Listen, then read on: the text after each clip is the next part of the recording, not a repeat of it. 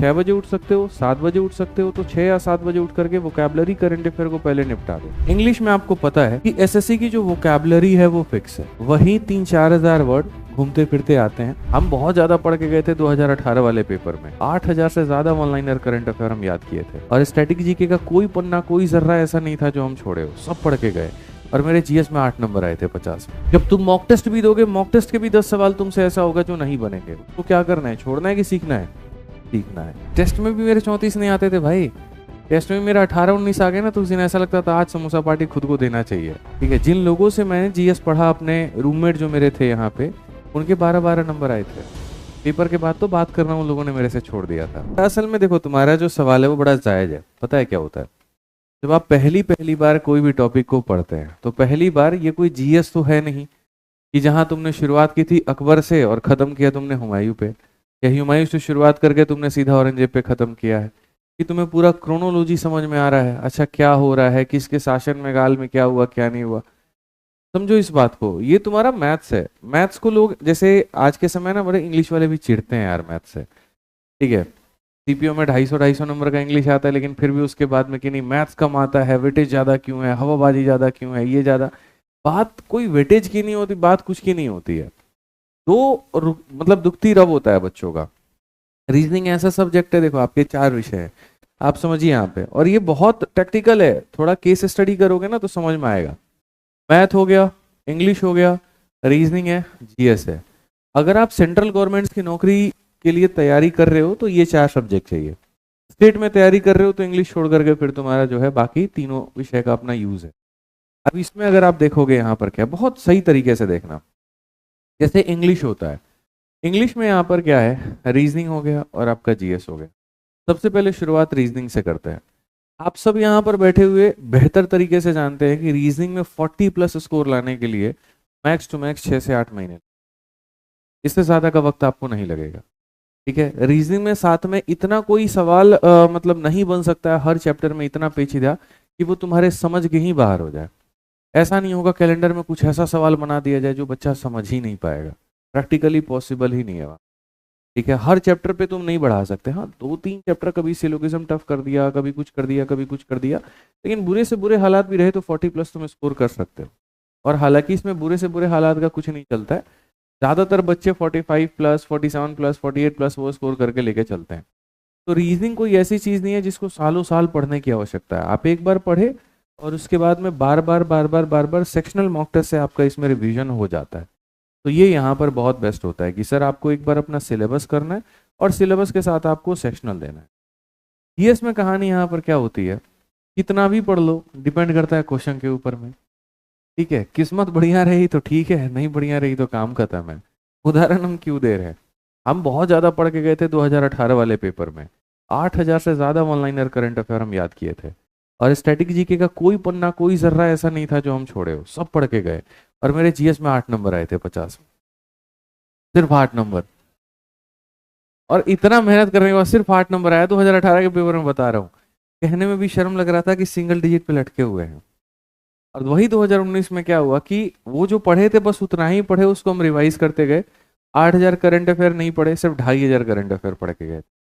ठीक है, और उसके बाद जब पेपर देने गए तो मेरे में सबसे मजे की बात ये थी कि जो डैम वाला क्वेश्चन होता है ना, डैम वाला, ठीक है, भाखड़ा नागल, और ये हम लोग ट्रिक याद करते थे, टिहरी सबसे ऊपर है, सबसे ऊंचा कोई डैम है तो टिहरी है, और सारे जनरली उत्तराखंड में ही मिलते हैं। भाखड़ा नागल हो गया, ये सारी चीज होगी। ताल वाले जितने हैं सब उत्तराखंड में मिलेंगे, भगवान के नाम से जितने हैं वो तो सारे के सारे मध्य प्रदेश में मिलेंगे, जैसे पेंच पार्क हो गया। तो मेरे में क्या हुआ कि लगातार 3 क्वेश्चन डैम के, 2 क्वेश्चन पार्क के, 5 के 5 क्वेश्चन लगातार मेरे में आ गए। भाई साहब मेरा मौज हो गया वहीं पे। मैं कहा इससे बेहतर और क्या चाहिए, ये बताओ। करंट अफेयर के जो 4 क्वेश्चन आए थे वो एकदम वही थे जो मैं पढ़ के गया था, और इस कारण मेरा जीएस में स्कोर आया 34 नंबर। और 8 नंबर से सीधा सीधा कहाँ पे 34। टेस्ट में भी मेरे 34 नहीं आते थे भाई, टेस्ट में मेरा 18-19 आ गया ना, तो उस दिन ऐसा लगता था आज समोसा पार्टी खुद को देना चाहिए।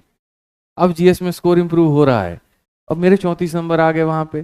तो तब जा करके 50-50-50 और ये 34 या 35 के करीब मिला करके 185 मेरे बने थे। ऐसे ही मेरे सीपीयू में भी 184 था, सीएचएसएल में भी 185 था, सीजीएल में भी मेरा इतना ही स्कोर था।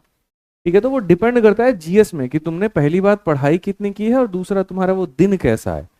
अगर वो दिन बड़ा बेकार सा है तो यकीन मानो पढ़ा हुआ कितना भी तुम्हारा कोई काम नहीं आने का। ठीक है, जिन लोगों से मैंने जीएस पढ़ा, अपने रूममेट जो मेरे थे यहाँ पे, उनके 12-12 नंबर आए थे। पेपर के बाद तो बात करना उन लोगों ने मेरे से छोड़ दिया था। ठीक है, कि हमने इसको करंट अफेयर पढ़ाया, 36 नंबर लेके बैठा है, 35 नंबर लेके बैठा है। तो जैसे मैं इधर जाऊंगा ना, भाई थोड़ा ये बताना, अरे बिजी हूँ यार। तो ऐसे स्वभाव बदले हैं, मैंने लोगों को देखे हैं वहां पे। ठीक है, तो जीएस में तुम्हारा अपना एक पढ़ाई है और साथ में एक लक फैक्टर है, ये बहुत इंपॉर्टेंट। ये बहुत ही ज्यादा मैं मानता हूँ जीएस में। बाकी हो सकता है दुनिया बेवकूफ कहे क्या गए, बट मैं तो इसको बहुत बड़ा लक फैक्टर मानता हूँ। इंग्लिश में कहानी क्या है? इंग्लिश में आपको पता है कि एसएससी की जो वोकैबलरी है वो फिक्स है। वही 3-4 हजार वर्ड घूमते फिरते आते हैं। आज भी आप मेरे से कोई एक वोकैबलरी आज भी अगर एसएससी के पेपर में आ जाए ना, तो मैं इतना तो गारंटी कह सकता हूँ कि हाँ यार ये मैंने पढ़ा है। हो सकता है थोड़ा कम याद हो, थोड़ा धुंधलापन हो दिमाग में, क्योंकि मुझे याद किए हुए रिवाइज किए हुए बहुत वक्त हो गया। लेकिन कोई ऐसा नया वोकैबलरी नहीं आता है। 4 साल का एवरेज अगर आप निकाल करके वोकैबलरी पढ़ के चले जाओ, वोकैब में 3 सेक्शन होता है, साइन एंटो होता है, वन वर्ड होता है और इडियम्स होता है। आप तीनों को पढ़ के चले जाओ, या मुश्किल से मार्केट की कोई 3 किताब पढ़ के चले जाओ, या एक ब्लैक बुक की जो तुम्हारी आती है वो पढ़ के चले जाओ, या एक संजीवनी है वो पढ़ के चले जाओ, कोई भी एक किताब मतलब पूरी तरीके से पढ़ लो, तो तुम्हारा ये वाला पार्ट हो जाता है। अब वोकैबलरी, अब देखो इंग्लिश के भी 2 भाग हैं, वोकैबलरी और ग्रामर है। 25 क्वेश्चन में 12 क्वेश्चन वोकैबलरी के आते हैं यहाँ पे। और दुनिया किस चीज के पीछे दीवानी है? ग्रामर। एक टीचर का फीस जो लगता है 10,000 रुपये ऑफलाइन में लगता है, वो 10,000 में जनरली अगर 100 क्लास वो ले रहा है, 80 क्लास किसकी लेगा? ग्रामर। जबकि पेपर में वेटेज बराबर आता है। आप 2 साइनो आता है, 2 एंटो आता है, 2 वन वर्ड आता है, 2 इडियम आता है, कितने हो गए? 8 सीधा सीधा। 2 स्पेलिंग आता है, कितने हो गए? 10 हो गए। और सही से देखोगे तो क्लोज टेस्ट में और बाकी कॉम्प्रिहेंशन में भी 1 से 2 वोकैबलरी रहता ही रहता। 25 सवाल में 12 क्वेश्चन तुम्हारे वोकैब के हो गए, लेकिन इंसान सबसे कम प्राथमिकता इसको देता है। और मजे की बात यह है कि अगर आप इसको रेगुलर बेसिस पे सिर्फ 1 घंटा, 45 मिनट से 1 घंटा अगर आप इसको दोगे, रोज के रोज दोगे, ठीक है, सुबह उठे, पर्ची ले ली अपनी 20 क्वेश्चंस की, कमरे में टहलते रहे, पढ़ते रहे, उसको याद करते रहे वहां पे, तो ये वाला पार्ट तुम्हारा बड़ा जल्दी आसानी से याद हो जाएगा। और कई ऐसे इडियम फ्रेजेस तो मेरे को वोकैबलरी के नाम पे याद हो जाते थे, जैसे लीव नो स्टोन अनटर्न्ड। अब इतना समझ में आ जाता था कि यार कोई भी कोशिश करनी नहीं छोड़नी है, मतलब हर संभव कोशिश करनी है, ये इसका मतलब हो गया। फ्रॉम हियर टू देयर मतलब भागम भाग वाली जिंदगी। ठीक है, मेयर्स नेस्ट हो गए, बहुत सारे हैं, आप लोग पढ़ते होंगे तो आप लोग को पता होगा। वहां पे कई ऐसे शब्द हैं इंग्लिश के जिसके मतलब हैं, और उसी मतलब के आधार पर जो है आपका ईडियम बन जाता है। आप उसको याद कर लेते हो तो स्ट्रॉन्ग बनाओ जितना हो सकता है, बोल करके, रट करके, शब्द पढ़ कर करके, सारी चीजें यहाँ ट्रिक्स बना करके, ठीक है, वो बनाओ। अब डोल फूल शब्द है, डोली फूल गई, क्यों फूल गई भाई? फूल नहीं दिए उसको, डोल फूल हो गया, मतलब एक उदास सा चेहरा, उदास सा मन। तो ये इंग्लिश में भी बहुत मेहनत नहीं है, इसमें भी आप 40-45 प्लस आराम से स्कोर करके जा सकते हो, दिक्कत नहीं है। आता है मैथ्स का। मैथ्स में क्या है ना, पहली बात, आपको दिखता है कि आपका सिलेबस फिक्स है, लेकिन आपका क्वेश्चन फिक्स नहीं है। इसमें क्या है कि तुम्हारा एक फिक्स वे है, फिक्स पैटर्न है कि हाँ इतना ही करना है, इसमें इतना ही करना है रीजनिंग में।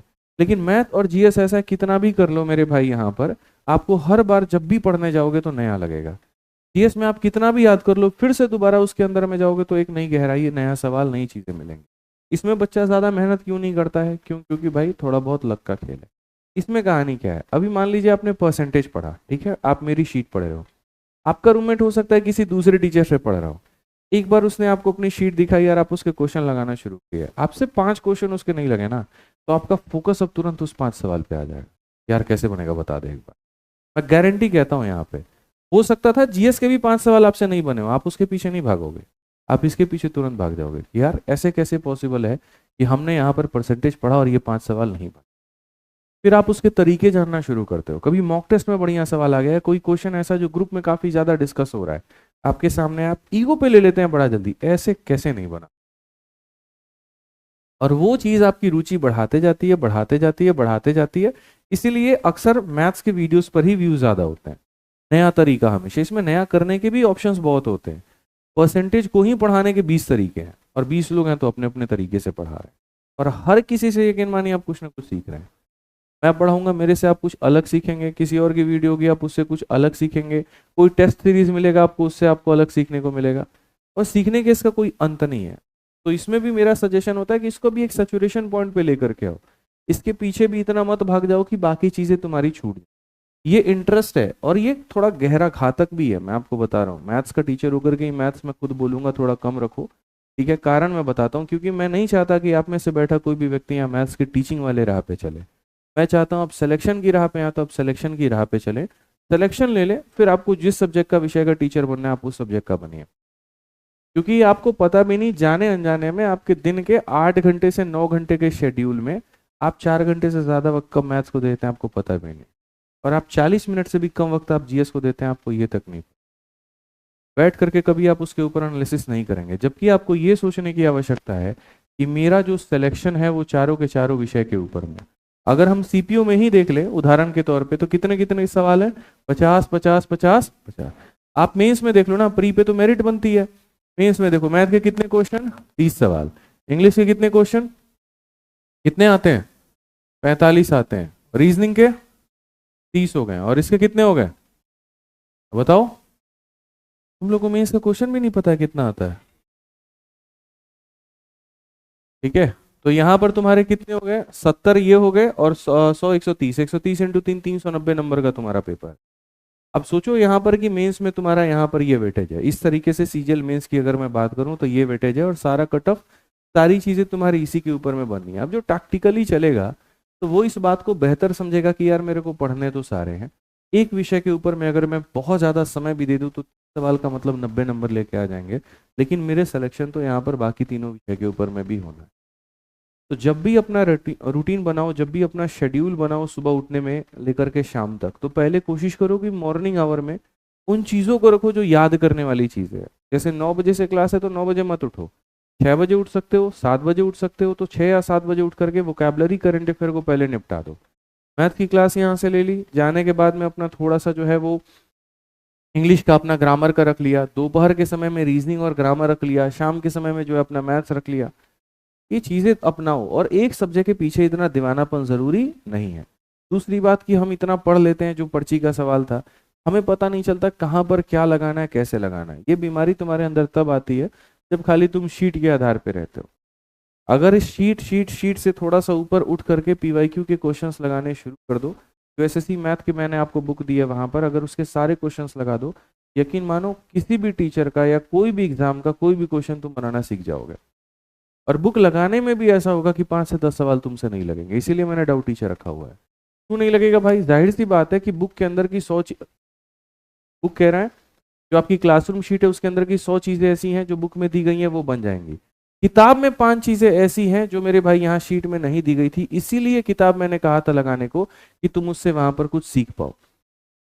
जब तुम मॉक टेस्ट भी दोगे, मॉक टेस्ट के भी 10 सवाल तुमसे ऐसा होगा जो नहीं बनेंगे, उसको क्या करना है, छोड़ना है कि सीखना है, सीखना है। किताब क्यों कहा जाता है लगाने के लिए, कि जो नहीं बना उसको सीख लो, ताकि कभी पेपर में टकरा गया तो वहां पर ये ना हो कि तुमसे नहीं बना है। तो यहां पर जब शीट तुम लगाते हो पहले तो 1 से 2 बार इसकी प्रैक्टिस करो, रोज रात को बैठो 1-2 घंटा बैठो प्रैक्टिस करो, और इसके बाद में तब वहां पर अपने जो एसएससी मैथ वाली किताब है उसको लगाओ, उसको मत छोड़ो। तो ले जाकर के टेबल पे सजाने के लिए मत रखो, वहां पे कुछ नहीं होने, कभी नहीं होने वाला। सिर्फ अगर शीट के दम पर रहे, यकीन मानो कुछ मैथ खाली खाली समझ समझ में आएगा, लेकिन क्वेश्चन बनाने के काबिल नहीं रहो। एक भी बंदा मेरे को ला करके खड़ा करके यहाँ दिखा दो जो ये कहता हो कि हम जो कभी प्रीवियस ईयर क्वेश्चंस की प्रैक्टिस ही नहीं। और ये काम तुमको मैथ में भी नहीं करना, मैथ में भी करना है, रीजनिंग में भी करना है, इंग्लिश में भी करना है।